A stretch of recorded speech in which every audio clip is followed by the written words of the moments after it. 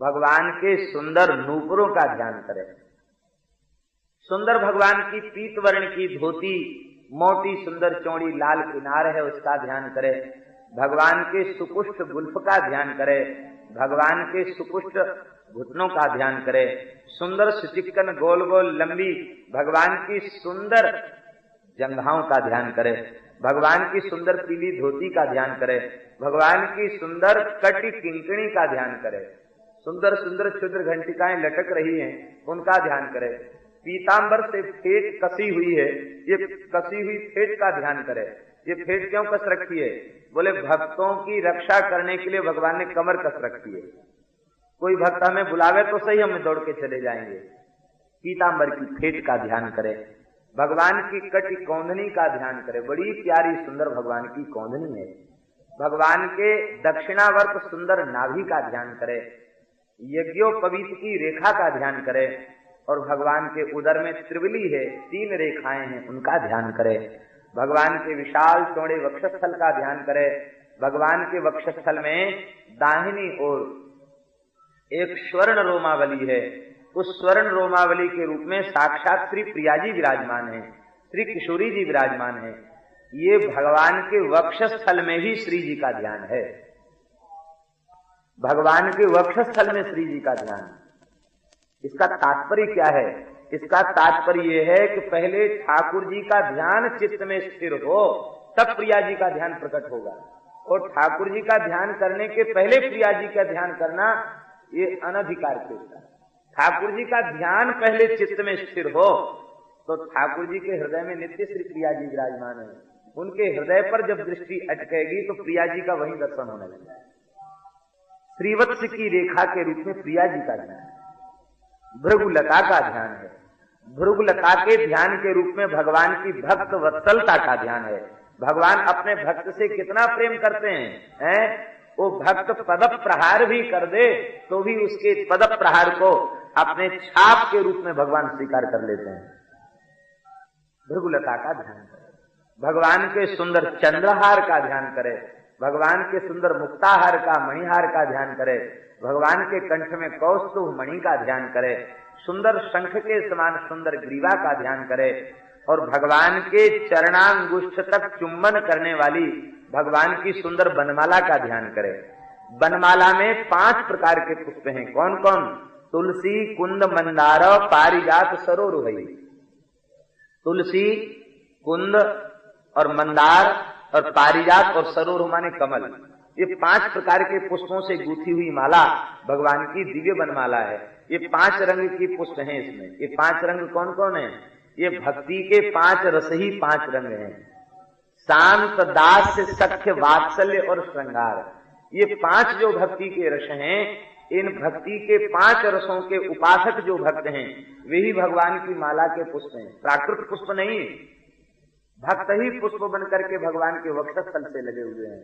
भगवान तो उन्हें छाती से लगा रहे हैं और बनमाला चरण चूम रही है। मानो भगवान तो छाती से लगाते हैं और भक्त चरणों में गिर रहे हैं, प्रपन्न हो रहे हैं। ये बनमाला का भाव है। बनमाला का ध्यान करें। ऐसी सुंदर भगवान की दिव्य बनमाला है, उस बनमाला का ध्यान करें। इसमें शांत रस के जो भक्त हैं, उपासक हैं, मनहु शांत रस धरें शरीरा, भगवान शंकर शांत भाव से भजन में लगे रहते। सनकादिक शांत भाव से भजन में लगे रहते। कपिल जी शांत भाव से भजन में लगे रहते हैं। ये श्वेत पुष्प हैं। दास्य रस के उपासक श्याम पुष्प हैं, कुछ नीले वर्ण के पुष्प हैं, क्योंकि स्वामी का रूप उनकी आंखों में समाया हुआ है। ये श्याम वर्ण के पुष्प हैं। और वात्सल्य रस के भक्त पीत वर्ण के पुष्प हैं, पीत रंग के पुष्प। हरी हरी तुलसी कौन है? तुलसी का रंग हरा होता ना, तो हरे रंग के जो पुष्प तुलसी गुथी भई वे कौन है? बोले सख्य रस के भक्त हैं। उनका चित्त सदा हरा भरा रहता ठाकुर के साथ खेलने के कारण, ये सख्य रस के हैं। और सबसे खरा चोखा रंग होता है लाल रंग। ये कमल, पुष्पों का राजा क्या है? कमल। तो रसराज श्रृंगार जो माधुर्य है, यह माधुर्य रस के उपासक भक्त जो हैं वे कमल। कमल रसराज कमल को पुष्पराज कहा गया, पुष्पों का राजा कहा गया। ये कमल, क्योंकि प्रेम का रंग चोखा होता है, श्रृंगार का रस जो है ना उसे उज्ज्वल रस कहा गया, अति उज्ज्वल रस है, चटक रंग है। श्री ठाकुर जी को गोपियां होली खिलाती हैं तो दूसरे रंग की प्रधानता नहीं होती है, ब्रज में लाल रंग की प्रधानता है। गोपियां ठाकुर जी के ऊपर गहरा रंग लाल रंग छोड़ती हैं और ठाकुर जी गोपियों के ऊपर गहरा लाल रंग छोड़ते हैं। ब्रज में लोग रसिया गाते हैं, मेरी चूनर में पड़ गयो दागरी ऐसो चटक रंग डाले। वो ऐसा रंग डालते हैं ठाकुर जी लाल रंग की, बस अगली होली तक याद बनी रहे। ठाकुर जी ने पिचकारी मारी थी, रंग डाला था। तो वो जो रंग है वो अतिशय चटक रंग है, इसलिए वो कमल के जो पुष्प हैं अथवा ये लाल लाल गुलाब के जो पुष्प हैं, ये लाल रंग के जो पुष्प हैं, ये भगवान के श्रृंगार रस के उपासक बनते हैं। लेकिन देखो सब एक सूत्र में घुटे हुए हैं, इसका तात्पर्य किसी का किसी से विरोध नहीं है, वैर नहीं है, सब एक सूत्र में गुथे हुए हैं और सब प्रियतम की छाती से लगे हुए हैं।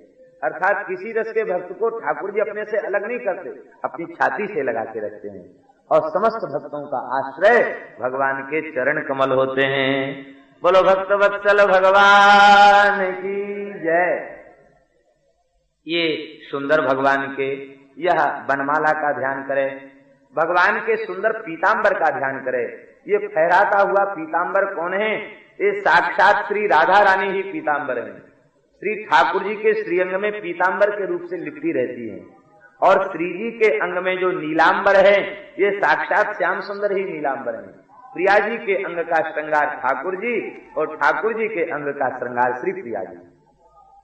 सुंदर ध्यान करें, भगवान की विशाल स्कंधों का ध्यान करें, बाजूबंद का ध्यान करे, भुजदंडों का ध्यान करे। कौन से भुजदंड? बोले दत्ता, गोपियां कह रही हैं दत्ता भयंच भुजदंड युगम विलोक्य वक्षस्त्रियैकरमणं च भवाम दास्य। हे नाथ, आपके विशाल भुजदंड, जिन भुजदंडों में आप दृढ़ बाहु पास में श्री जी को अपना प्रगाढ़ आलिंगन प्रदान करते हैं। वक्षश्रेय कर्मणम, जिन भुजाओं में भर करके श्री जी को आप अपने वक्षस्थल से लगा लेते हैं, ऐसे भुजाओं को देखकर हमने अपना सर्वस्व आपके चरणों में न्यौछावर कर दिया है। इसका तात्पर्य हे नाथ, ऐसे ही आप अपनी भुजाओं में भर के हमें छाती से लगा दीजिए। भुजदंडों का ध्यान, भगवान के सुंदर पहुंचियों का ध्यान, कड़ों का कंगन का ध्यान, भगवान की सुंदर लाल लाल करकमल का ध्यान, सुंदर करकमल की रेखाओं का ध्यान, भगवान के सुंदर नखमणि चंद्रिका का ध्यान और भगवान की उंगलियों में जो सुंदर मुद्रिकाएं हैं उन मुद्रिकाओं का ध्यान। करकमल का ध्यान करते समय यह अनुभव करना चाहिए, हमारे श्री ठाकुर जी अपना सुंदर सुशीतल सुकोमल करकमल हमारे मस्तक पर फिरा रहे हैं। इस प्रकार का भाव करकमल का ध्यान करते समय रखना चाहिए। भक्तों की एक ही भावना है, कबहू ककर सरोज रघुनायक धरि हो नाथ शीस मेरे। हे नाथ, कब ऐसी कृपा करेंगे, अपना करकमल हमारे मस्तक पर पधराएंगे।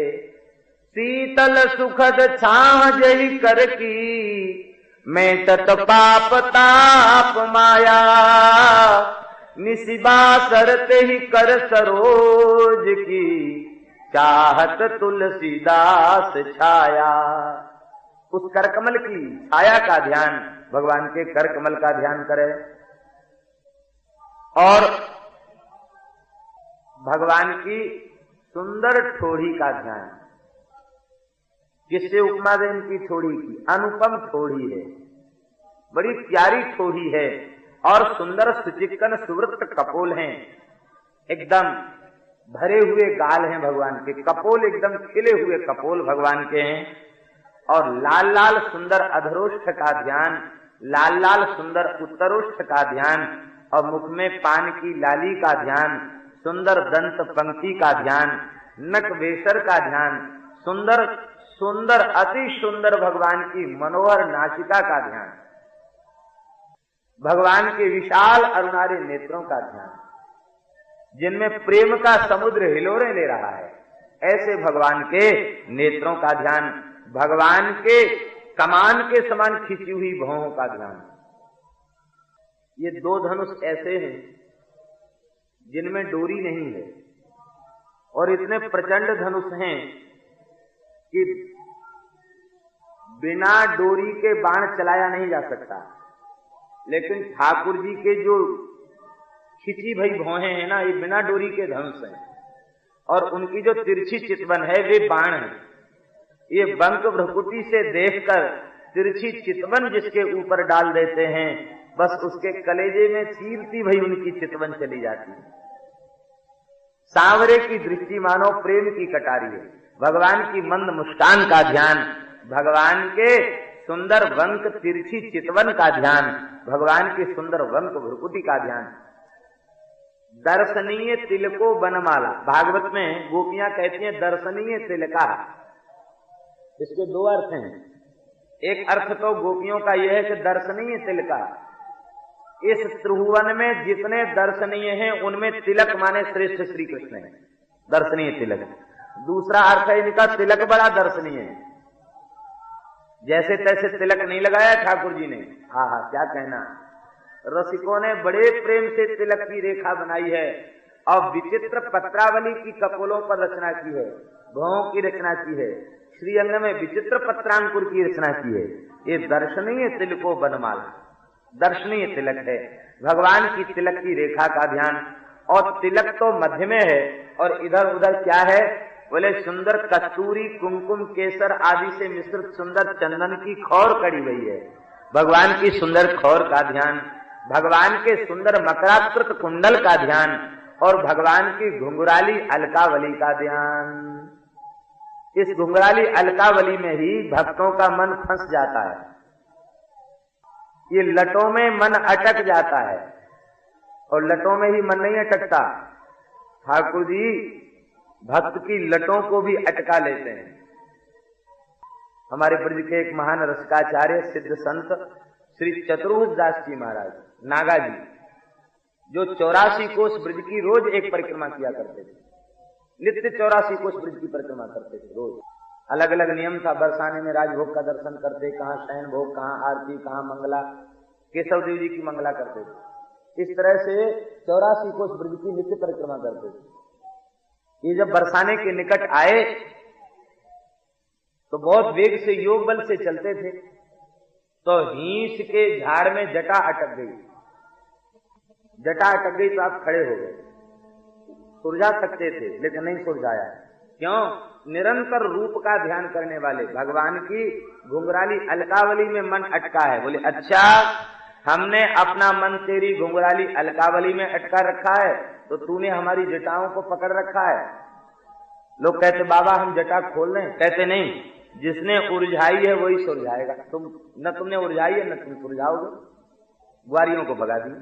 उनका भाव यह था कि ठाकुर जी ने जटाओं को उलझाया तो ये सुलझाएं। ठाकुर जी आ गए, बोले बाबा आपकी आज्ञा हो तो आपकी जटा सुलझा दें। बोले नहीं नहीं, हमको छूना मत। क्यों? बोले बिना प्रिया जी के आपने स्थिरता नहीं है, सुलझाओगे नहीं और उलझा के चले जाओगे। प्रिया जी को बुलाओ तब उलझाओ, तब सुलझाओ। देखो भक्तों की जुक्तियां कैसी बढ़िया होती है। कहते प्रिया जी नहीं होंगी तो तुम उलझाओगे नहीं, सुलझाओगे नहीं, उलझा दोगे और ज्यादा। जानते तुम्हारी आदत, बहुत चंचल हो। प्रिया जी बुलाओ तब सुलझाओ। प्रिया जी तो सदा साथ ही रहती, प्रिया जी प्रकट हो गई तो प्रिया जी और ठाकुर जी ने दोनों ने जटाओं को सुलझाया। जी नागा जी भगवान की घुंघराली अलकावली में भक्तों का मन अटकता रहता है। ये भगवान की सुंदर घुंघराली अलकावली का ध्यान करे और भगवान के सुंदर मयूर पंख के सुंदर मुकुट का ध्यान करे। बड़ी प्यारी लटक है, मुकुट की लटक है, देखो रिया मुकुट की लटकन। हमारे बिहारी जी में लोग गाते देखो रिया मुकुट की लटकन। इनके मुकुट की लटकन तो देखो। लटकन देखने का तात्पर्य क्या है? बोले देखो तो सही ये मुकुट धारण अवश्य किए हैं, लेकिन मुकुट भी प्रिया जी के ओर लटक रहा है, अर्थात प्रिया जी की ओर ढर रहा है मुकुट, अर्थात श्याम सुंदर प्रिया जी की ओर न्योछावर हो रहे हैं। ऐसा सुंदर इनका मुकुट है। इस मुकुट की लटकन का दर्शन करे, त्रिभंग ललित झांकी का अनुभव करे, सुंदर वंशी का ध्यान करे, सुंदर लकुट का ध्यान करे, ऐसे भगवान के सुंदर स्वरूप का ध्यान करे। यहाँ चतुर्भुज स्वरूप का ध्यान बताया गया, भेद नहीं है चतुर्भुज द्विभुज में। चतुर्भुज स्वरूप में जिनका मन अटका हुआ है वे चतुर्भुज स्वरूप का ध्यान करें। धनुर्बाण धारी स्वरूप जिन्हें अतिशय प्रिय है वे धनुष्बाण धारी श्री रघुनाथ जी का ध्यान करें, और जिन्हें चंचल चपल चितवन वाले श्याम सुंदर में जिनका मन अटका हुआ है वे उनका ध्यान करें। श्री रघुनाथ जी का ध्यान और श्री श्याम सुंदर का ध्यान, दोनों में भेद नहीं है, थोड़ा भेद है। क्या भेद है? आंखों में फर्क है थोड़ा, बाकी तो एक जैसे। आंखों में फर्क क्या है? बोले इनके नयन गंभीर हैं, इनके चपल विशेष। राम जी के नेत्रों में गंभीरता है, मुस्कान तो है, मंद मंदस्मितम मधुरवास विशाल भालम, चितवन चारु कृपाल रसिक जन मन आकर्षत। चितवन चारु कृपाल, अग्र स्वामी जी कह रहे हैं रघुनाथ जी की चितवन बड़ी चारु है, बड़ी सलोनी है, बड़ी शोभनी है। चितवन चारु कृपाल रसिक जन मन को कर्षत। मंदहास मृदु बयन जनन को आनंद बरसत। मंदहास मृदु बयन। और ठाकुर जी की श्याम सुंदर की आंख कैसी है? बोले ये मुस्कुरा तो रही हैं, इनकी चितवन बड़ी चपल है। क्यों है चपल? उसका कारण है बहुबल्लवी बल्लभ है, इसलिए चपल है। आश्लिष्यवा पादरताम पिनस्तुमाम अदर्शनान मर्म हतांग करो तुबा यथा तथावा विदधातु लंपटा। बहुबल्लवी बल्लभ है, बहुबल्लवी बल्लभ होने के कारण चितवन चपल है। कभी किसी गोपी की ओर अपनी सुंदर तिरछी चितवन बिखेरते हैं, कभी किसी गोपी की ओर। ये इनकी चंचल चपल चितवन है, इसका ध्यान करें।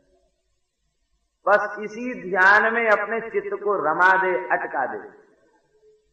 ये ध्यान पुराणों में जो वर्णन है, इन ध्यानों को करे।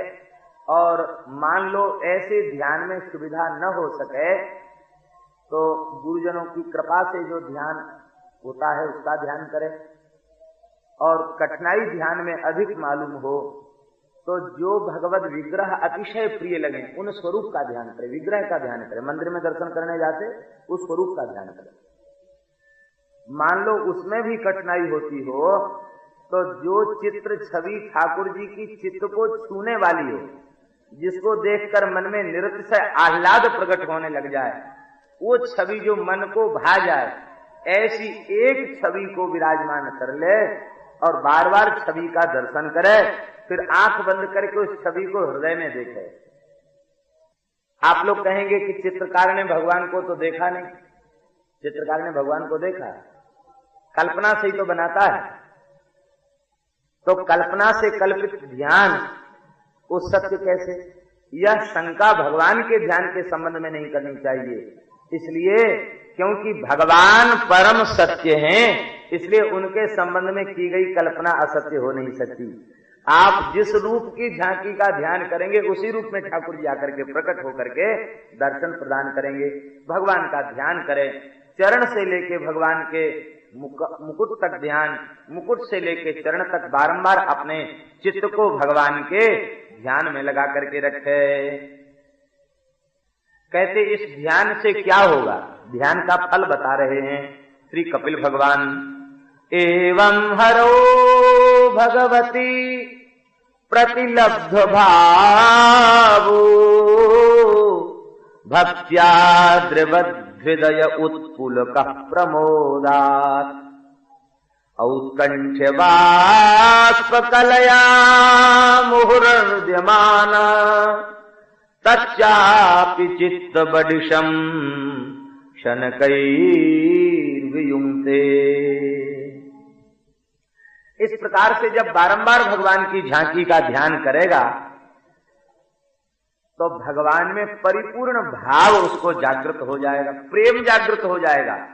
भक्ति के कारण उसका हृदय द्रवित हो जाएगा, पिघल जाएगा, और बारंबार आनंदातिरेक के कारण शरीर में रोमांच हो जाएगा, कली कली खिल जाएगी, हृदय खिल जाएगा, और फिर उत्कंठित प्रेमाश्रुओं की धारा में वो अपने आप को अभिषिक्त कर देगा, नहला देगा। और जब ऐसी स्थिति हो जाएगी तो कहते चित्त बडिशम शनकैर्वियुंक्ते। ये चित्तरूपी मछली है, इसको विषय से प्रेम है। जब ये ध्यान करेगा तो ध्यान रूपी कांटे में फंस करके चित्तरूपी मछली उचट करके भगवान के चरणों में लग जाए। इसी को गोस्वामी तुलसीदास जी महाराज ने इसी भाव को तच्चापि चित्त बडिशम शनकैर्वियुंक्ते, इस अंश के भाव को गोस्वामी जी ने विनय पत्रिका में दिया है। विषयवारी मनमीन, विषय रूपी जल है, मन रूपी मछली है, एक क्षण के लिए भी उससे अलग नहीं होना चाहता। ताते सहूं विपति अति दारुण जनमत जौनी अनेक। इसलिए आप क्या कृपा करें? बोले कृपा डोरी बंसी पद अंकुश परम प्रेम मृदुचारो, यही विधि वेद हरो मेरो दुख कौतुक राम तिहारो।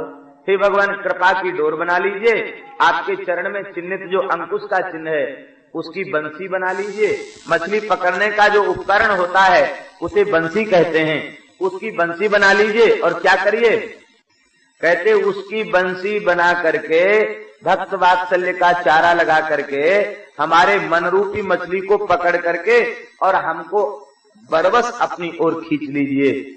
आपका तो एक खेल हो जाएगा, क्योंकि आप कौतुकी हैं, खिलाड़ी हैं, आपका तो एक नया खेल हो जाएगा और हमारी संकट से मुक्ति हो जाएगी। बोलो भक्त वत्सल भगवान। ये ध्यान रूपी कांटे में फंसकर ही मन रूपी मीन भगवान के चरणों तक पहुंच सकता है। इसलिए बारंबार भगवान का ध्यान करना चाहिए। ध्यान में भगवान बड़े बड़े अनुभव कराने लग जाते हैं। दो महात्मा मानसी सेवा करते थे, उन महात्मा ने अनुभव बताया। दो महात्मा मानसी सेवा करते थे और वृक्षराशि को उसकी परिक्रमा में थे। अब दोनों ठाकुर जी की मानसी में सेवा करें। एक संत तो गर्म जल से स्नान कराते, कुछ सर्दी का समय आ गया था मानसी में, और दूसरे संत उतना ध्यान नहीं देते, वो ठंडे जल से स्नान कराते। तो जो गर्म जल से स्नान कराते थे उनका नाम था माधवदास जी। उनका शरीर पूरा हो गया गिरिराज जी, बड़े अच्छे संत थे, नाम जापर। तो ठाकुर जी उनसे बोले कि आज मैं नहाऊंगा नहीं, ध्यान में मानसी में बोले मैं स्नान नहीं करूंगा। तो कहते क्यों? बोले हमको सर्द गर्म हो गया। क्यों? कहते देखो तुम्हारा जो मित्र महात्मा है, तुम तो पहले हमको गर्म जल से नहवाते हो और वो तुरंत सेवा करता, वो ठंडे जल से नहवाता। हमको सर्द गर्म हो गया, बुखार आ गया, जुकाम हो गया, हम जो है नहीं करेंगे, स्नान नहीं करेंगे। तो ठाकुर जी ने उठने से भी सैया से मने कर दिया, स्नान से मने कर दिया। और जब स्नान से मने किया महाराज, तो वो महात्मा ध्यान में ही रोने लग गए, बहुत रोने लग गए। ठाकुर जी की पीड़ा हो गई शरीर में। तो उनके साथी महात्मा थे, बोले आप क्यों रोने लग गए, क्या बात हो गई?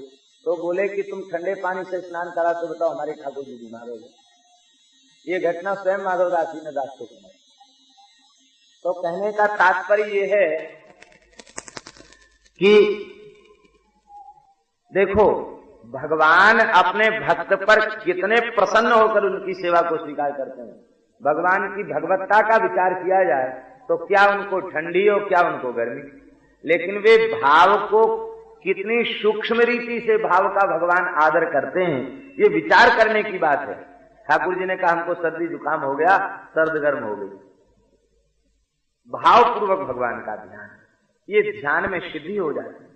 जगन्नाथपुरी के एक राजा का चरित्र आता है, कहते वे भगवान की मानसी सेवा करते थे। एक बार मानसी सेवा में, और घोड़े पर बैठ के मानसी सेवा कर रहे थे युद्ध के मैदान में। घोड़े पर बैठे, बस मानसी सेवा का समय हुआ, राजभोग लगाया। तो राजभोग में कढ़ी बनाई उन्होंने, और कढ़ी बना करके और जा रहे थे थाल में लेकर के ठाकुर जी को कढ़ी भात। तब तक घोड़ा बिचक गया, और घोड़ा बिचका तो कढ़ी फैल गई।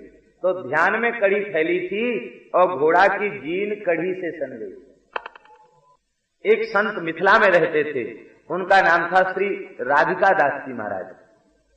गौड़ीय संप्रदाय के संत थे, गीत गोविंद की पद्धति से उनकी उपासना थी।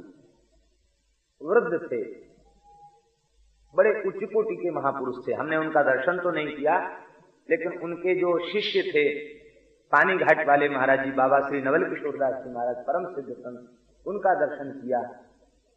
बड़े रसिक संत थे, तो गीत गोविंद के भाव की उनकी उपासना थी। वृद्ध थे और अतिशय निष्काम होकर भजन में लगे रहने वाले महापुरुष। तो एक दिन की बात है, वे वृद्ध थे और कुछ लेटे थे और कुछ बैठे थे, मैंने चरण फैला करके ठीक करके बैठे थे। शिष्य सेवा में थे और नेत्र बंद करके उनकी सेवा चल रही थी भावराजी की। और भावराजी की सेवा में प्रिया जी ने मुख चर्वित तांबूल उनको दिया। तो मुख चर्वित तांबूल वो लेकर के और ऐसे मुंह करके उसको कर रहे थे। अब शिष्यों को तो यही था कि महाराज जो है वृद्ध हैं, दांत नहीं है, तो मुंह घुमा रहे हैं। और वो भाव में मानसी में प्रिया जी के द्वारा उगारी भई बीरी, मुख चर्वित जो बीरी है उसका आस्वादन कर रहे थे। तब तक क्या हुआ कि उनको हिचकी आई, खांसी आई, और उस हिचकी खांसी में पान की पीक मुख से निकल पड़ी, वस्त्र लाल हो गया। तो शिष्यों को संदेह हुआ, ये उनके जो शिष्य जीवित थे वो बताते थे। तो संदेह हुआ कि महाराज के मुख से वृद्धावस्था में रक्त आ गया क्या। घोर जंगल में गंगा के किनारे रहते, जहां किसी भौतिक वस्तु का स्पर्श भी नहीं था, बड़ी भारी प्रतीक्षा पूर्वक रहते। बड़ी ऊंची कट्टर साधुता, साधु को दर्पण नहीं देखना, साधु को तेल नहीं लगाना, ऐसी साधुता, बहुत खरी साधुता। और वहां पान खाने की बात तो कोसों दूर है। विरक्त को पान खाना ये तो कोसों दूर की बात है। लेकिन अब जब उसमें से पान के कण दिखाई पड़े और महीन महीन सिपाड़ी के कण दिखाई पड़े, तब लोगों को हुआ कि ये तो पान है। और दिव्य सुगंध से पूरा कक्ष भर गया, गमगमा गया। और बाबा ने जब उस भाव को देखा कि भाव प्रकट हो गया बाहर, तो बाबा विलाप करने लगे, हा राधा कह के विलाप करने लगे। मूर्छा हो गई। बहुत देर के बाद जब मूर्छा दूर भई है, बड़े प्रेम पूर्वक शिष्यों ने पूछा है, तब आपने गदगद कंठ से कहा, ये तो प्रिया जी की उगारी भई बीरी थी। हमारे कहने का तात्पर्य केवल इतना है कि एक दो संत नहीं, सैकड़ों संत भक्त ऐसे हो गए हैं जिनको ध्यान की इस प्रकार की सिद्धि हो गई, मानसी की इस प्रकार की सिद्धि हो गई। और मानसी क्या है, मानसी सेवा क्या है? इस मानसी सेवा को भक्ति महारानी की नथ कहा गया। बिना नथ के सुंदरता नहीं बढ़ती। सौभाग्यवती नारी का चिन्ह है नथ। तो भक्ति महारानी का श्रृंगार जो है, उस भक्ति महारानी के श्रृंगार में मानसी सुनत संग अंजन बनाइए। मानसी सेवा नथ है, इसलिए ठाकुर सेवा करने वालों को भी मानसी सेवा भले ही 5 मिनट 7 मिनट करें, लेकिन मानसी सेवा नित्य ही करना चाहिए। सुहाग के चिन्हों में दो चिन्ह ज्यादा हैं। कौन? एक तो नथ और दूसरे कर्णफूल। तो नथ क्या है? नथ है मानसी सेवा। भक्ति महारानी जो मानसी सेवा करते, मानो उन्होंने अपनी भक्ति में नथ धारण करा दी। और कर्णफूल क्या है? कर्णफूल है हरि सेवा और साधु सेवा, ये कर्णफूल है। हरि साधु सेवा कर्णफूल, हरि सेवा और साधु सेवा, ये दोनों कर्णफूल हैं भक्ति महारानी। माताएं साड़ी ओढ़ती हैं तो इधर से ओढ़ती हैं तो एक कान तो उनका ढक जाता है और दूसरा कान थोड़ा थोड़ा खुला खुला दिखाई पड़ता है। तो एक कुंडल तो छिप जाता है, दूसरा कुंडल उनका दिखाई पड़ता है। ये पर्दे के भीतर छिपी हुई ठाकुर सेवा तो छिपा हुआ कुंडल है और संत सेवा प्रकट दिखाई पड़ने वाला कुंडल है।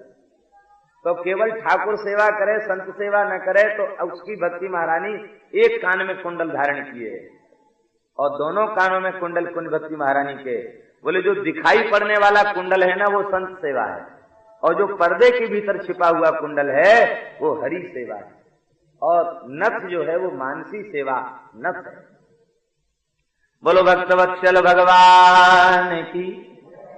इस प्रकार से भगवान की यह मानसी सेवा को ही ध्यान कहा गया, क्योंकि मानसी सेवा में ध्यान ही प्रधान होता है। ध्यान के बिना मानसी सेवा कैसे बन सकती है? मानसी सेवा में ध्यान ही प्रधान है, इसलिए ध्यान अवश्य करना चाहिए। बोलो भक्तवत्सल भगवान। भगवान के श्रीअंग पर जो वस्त्र आभूषण हैं वे सब भगवान के परिकर ही हैं और सब सच्चिदानंदमय हैं। जहां मन अटक जाए, जहां ध्यान अटक जाए, वहां से आगे बढ़ने की जरूरत नहीं, वहीं रह जाए। मन को ले जाने की जरूरत नहीं, जहां मन अटक जाए वहीं रह जाए। एक श्री कल्याणदास जी नाम के संत हुए हैं, नाभाजी ने उनका वर्णन किया है। वो राम जी का ध्यान कर रहे थे, ध्यान करते करते राम जी की कौंधनी पर ध्यान गया। वो कौंधनी उनको इतनी अच्छी लगी कि बस कौंधनी का ही ध्यान करते रह गए, आगे ध्यान बढ़ा ही नहीं, बस कौंधनी के ध्यान में ही तृप्ति हो गई। कौंधनी ध्यान उर में बस्यो राम नाम मुख जानकी। मुख से श्री सीताराम कह रहे थे, कौंधनी का ध्यान कर रहे थे, इसी बीच में भगवत धाम चले गए। तो जहां मन अटक जाए वहीं मन को अटका दे। दास्य रस के भक्त भगवान के चरण के श्रृंगार हैं। ये चरण में जो आभूषण है ना, ये दास्य रस के भक्त हैं। कटि प्रदेश का श्रृंगार कौन है? बोले सख्य रस के भक्त कटि का श्रृंगार है। वक्षस्थल का श्रृंगार शांत रस के भक्त हैं, क्योंकि छाती में वो स्थिर हार आदि कंठ आभूषण स्थिर बने रहते हैं। ये शांत रस के भक्त जो है वक्षस्थल का श्रृंगार है, वक्षस्थल के आभूषण है। और वात्सल्य रस के भक्त मस्तक का श्रृंगार है ठाकुर जी के। क्यों? बोले बड़े बूढ़ों का हाथ बच्चों के माथे पर रहता है कि नहीं, तो ठाकुर जी के मस्तक पर बैठने का साहस सबका नहीं है। ये नंद यशोदा दशरथ कौशल्या आदि के भाव के उपासक जो भक्त हैं वो ही भगवान का मुकुट बन करके भगवान के ऊपर अपनी छाया किए हुए हैं, प्यार की वात्सल्य की छाया किए हुए हैं। आप लोग कहेंगे माधुरी के भक्तों को छोड़ दिया, ये माधुर्य रस के उपासक भक्त क्या हैं? कहते हैं माधुर्य रस के उपासक भक्त ठाकुर जी के मुख का श्रृंगार है। ये मुख का जो श्रृंगार है ये माधुर्य रस के उपासक भक्त हैं। ये कर्ण के कुंडल है ना, ये माधुर्य रस के उपासक भक्त हैं। कुंडल क्या करते हैं? जब ठाकुर जी चलते हैं तो कुंडल हिलते हिलते भगवान के कपोलों को छूते हैं। माधुर्य में यही मुख्य है, कपोलों में स्नेहांकन यही मुख्य है, कपोल का चुंबन स्नेहांकन यही प्रमुख है। तो वे माधुर्य रस के उपासक जो रसिक हैं वे ही कुंडल बने हैं और ठाकुर जी के कपोलों का बार बार स्पर्श करके सुख का अनुभव करते हैं, आनंद का अनुभव करते हैं, श्री ठाकुर जी को सुखी करते हैं और स्वयं आनंद में विभोर हो जाते हैं। ये माधुर्य रस के उपासक भक्त हैं। इस भाव को श्री जयदेव महाप्रभु जी ने भी दिया। एक गोपी उसको प्रियतम को भुजाओं में भर के कपोल पर स्नेहांकन का मन हुआ, उसने क्या किया? काफी कपोल तले मिलिता, काफी कपोल तले मिलिता, लपितुम किमपि श्रुति मूले, चारु चुंबन एक रात जपो सिद्ध हो जाए। ये तमोगुणी सिद्धियां जल्दी हो जाती। प्रेत का मंत्र बता दिया, अब तो साधक ने प्रेत को सिद्ध कर लिया। अब प्रेत की सिद्धि के बल से उसने लोगों के बड़े बड़े काम बनाना शुरू कर दिए। बहुत लोगों की भीड़ इकट्ठी होने लग गई, बहुत पैसे का संचय हो गया, बहुत बड़ा आदमी हो गया, लेकिन सुख चैन विदा हो गया, बहुत दुखी हो गया। क्यों? वो प्रेत उसको सोने नहीं देता था, बार बार कहता कि काम बता नहीं तो मार डालूंगा। अब जब वो प्रेत को काम बताता तो घंटों का काम मिनटों में, मिनटों का काम सेकंडों में, भूत को काम करने में क्या देर लगे, जल्दी जल्दी काम कर देता। अब उसकी बुद्धि इतनी कुंठित हो गई कि बुद्धि ही सोच विचार की शक्ति ही समाप्त हो गई। वो सोचने लग गया अब क्या बताऊं इसको। कहते काम बता नहीं तो मार डालूंगा, और जो काम बताए वो तुरंत काम करके सामने खड़ा हो जाए। अब वो बेचारा भगा और प्रेत ने पीछा किया, प्रेत पीछे पीछे भगा, वो आगे आगे भगा। भागते भागते महात्मा के पास गया, बोला महाराज बड़े दुखी हैं हम। क्या? बोले प्रेत सिद्ध कर लिया और प्रेत पीछे पड़ा हुआ है। अब कहता काम बताओ नहीं तो मार डालूंगा, मैं आपकी शरण में हूं, मेरी रक्षा करो। महात्मा बोले ठीक है। एक बांस उनके स्थान में रखा था, एक बांस उनके स्थान में था, लंबा बांस। उस साधक को बांस दे दिया और कहा कि इस बांस को अपने आंगन में गाड़ लो, और भूत कहे कि काम बताओ नहीं तो मार डालूंगा। बोले भाई मारने की क्या जरूरत है, हम काम बता रहे हैं। जब तक हम दूसरी आज्ञा न दें तब तक इसी बांस के ऊपर चढ़ो उतरो, चढ़ो उतरो, चढ़ो उतरो, बस यही काम करो, दूसरा काम तुमको नहीं बताया जाएगा। अब वह प्रेत उस बांस पर चढ़ने उतरने लग गया। चढ़ते उतरते अंत में वो समझ गया कि अब दूसरी आज्ञा मिलने वाली है नहीं, तो अब हम क्या करें। तो बस वो धीरे से वहीं से भाग गया, फिर लौट के आया नहीं। कहने का भाव ये है, हम सुख और संपत्ति की कामना से जब संत के पास जाते हैं तो भगवान के भक्त भगवान के भजन रूपी संपत्ति की बात बताते हैं। पायो जी मैं तो राम रतन धन पायो, खर्चे न खूटे चोर नहीं लूटे, दिन दिन बढ़त सबायो, वस्तु अमोलक दी मेरे सतगुरु कृपा करी अपनायो। पायो जी मैं तो राम रतन धन पायो।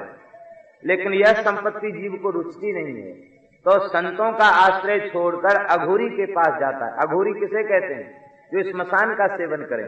ये संसार के जितने लोग हैं भगवान से विमुख, ये सब अघोरी है। अघोरी क्यों है? बोले सब मुर्दा का खा रहे हैं। पिताजी पधार गए तब ना पैतृक संपत्ति मिली, तो मरे हुए कई तो खा रहे हैं, सब मरे हुए का खा रहे हैं। जीवित का कोई नहीं खाता, सब मरे हुए का खा रहे हैं, सब मुर्दों का खा रहे हैं।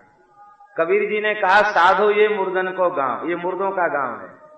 इन मुर्दों के गांव में जीवित वही है जो भजन में लगा है, बाकी सब मुर्दे हैं, मृतक। जीवित सब सम 14 प्राणी, 14 प्राणी जीवित ही मुर्दे के तुल्य बताए गए। उनमें जो भक्ति से भजन से हीन है वो जीवित ही मृतक के तुल्य है। अब ये जो संसारी अघोरी हैं इनको एक प्रेत सिद्ध है। वो प्रेत कौन है? उस प्रेत का नाम है भगवान से विमुख करने वाली विषय की वासना, उससे युक्त मन, यही प्रेत है। तो उन्होंने प्रेत सिद्ध करवा दिया। प्रेत सिद्ध क्या है? वो लोग यही कहते हैं कि देखो भाई तुम असफल क्यों हो रहे हो, क्योंकि मन लगा के संसार का काम नहीं कर रहे हो। मन लगा के काम करो तो देखो हमने मन लगा के काम किया तो कहा हम इतने गरीब थे और कमाते कमाते देखो इतने अमीर हो गए। तुम भी मन लगा के काम करो।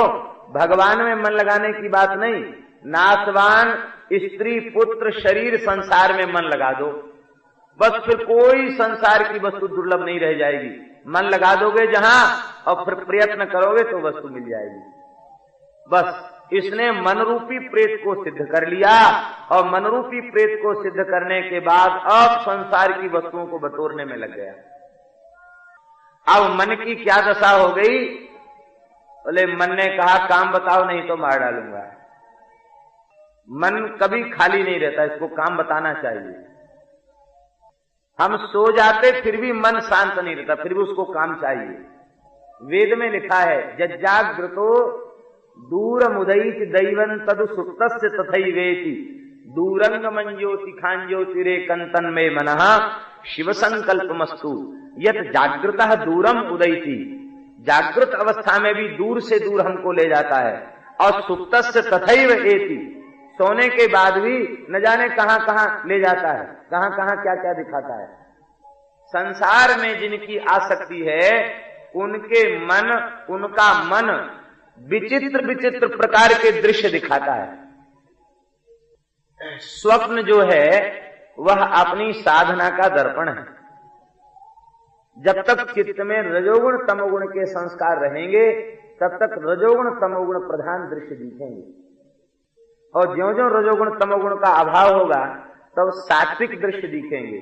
नदी का दर्शन, पर्वत का दर्शन, वन का दर्शन, ऋषियों का दर्शन, देवताओं का दर्शन तब होने लग जाएगा जब चित्त में सात्विक प्रकृति आ जाएगी, चित्त सत्वगुण से युक्त हो जाएगा। और जब सत्व गुण से भी ऊपर उठ जाएगा, त्रिगुणातीत स्थिति जब आ जाएगी, तो स्वप्न में भगवान का दर्शन, भगवान की लीलाओं का दर्शन, भगवान से संभाषण, ये तो भगवत संबंधी स्वप्न स्वप्न नहीं है। भगवत संबंधी स्वप्न भगवान के अनुग्रह से होते हैं और वे भगवान की लीला है। स्वप्न मिथ्या कहा जाता, लेकिन निरंतर भगवान की उपासना करने वालों के स्वप्न भी मिथ्या नहीं होते, क्योंकि उनका मन, उनका चित्त कभी मिथ्या संकल्प करता ही नहीं, सदा भगवान में लगा रहता है। इसलिए स्वप्न के समय में जो सृष्टि होती है वो मिथ्या ना होकर सत्य होने लग जाती है। तो स्वप्न की उपेक्षा नहीं है, वैष्णवों के मार्ग में स्वप्न का आदर है। हमारे ब्रज के एक महान संत थे पंडित बाबा श्री रामकृष्ण दास जी महाराज, आप लोगों ने खूब नाम सुना होगा उनका, बड़े सिद्ध पुरुष थे, भजन की पद्धति बड़ी ऊंची थी उनकी। पंडित बाबा सत्संग करने ब्रजवासी उनके पास आया करते, एक बंगाली की माता जी थी और एक ब्रजवासिन थी। वो ब्रजवासिन जो थी वो आनेवर गांव की थी, तो ब्रजवासिनी भी झगड़ने में कम नहीं होती, वो बंगाली भी झगड़ने में कम नहीं होती। तो वो आती तो रोज प्रायः उनका झगड़ा हो जाता, और जब झगड़ा हो जाता तो बाबा जो बंगाली बाई थी उनको कहते, ब्रजवासिन है प्रणाम करो, ब्रजवासी का आदर करो, झगड़ा मत करो। एक दिन वो जो बंगाली बाई थी वो नाराज हो गई बाबा से, वो बाबा से बोली कि बाबा ये तो गृहस्थी है, आप इसका पक्ष लेते हो, हमारा पक्ष नहीं लेते। मैंने घर छोड़ दिया, परिवार छोड़ दिया, साधु बन के यहाँ रह रही हूँ, भजन कर रही हूँ। एक संत तो हुए हैं दक्षिण भारत के, उनका नाम है वैकुंठ श्री लक्ष्मी नारायणाचार्य जी। ये श्रीरंगम के थे। ये चिंतन करने लगे कृतज्ञता का, तो इनको समझ में आया कि कुत्ता ज्यादा कृतज्ञ है, मनुष्य कृतज्ञ नहीं है। उनकी समझ में ये आ गया कि कुत्ते जैसी कृतज्ञता भी, जैसे कुत्ते की मालिक के प्रति कृतज्ञता होती है, 2 रोटी खाता तो पूरी रात जग करके रक्षा करता, ऐसी भी कृतज्ञता भगवान के प्रति हमारी होती तो हमारा कल्याण हो जाता। जब कुत्ते में इतनी कृतज्ञता है तो मनुष्य में कितनी होनी चाहिए। बस इतने व्याकुल हो गए कि मठ छोड़ करके इमली के वृक्ष के नीचे बैठ गए और ये भाव कर लिया कि मैं भगवान का कुत्ता हूं।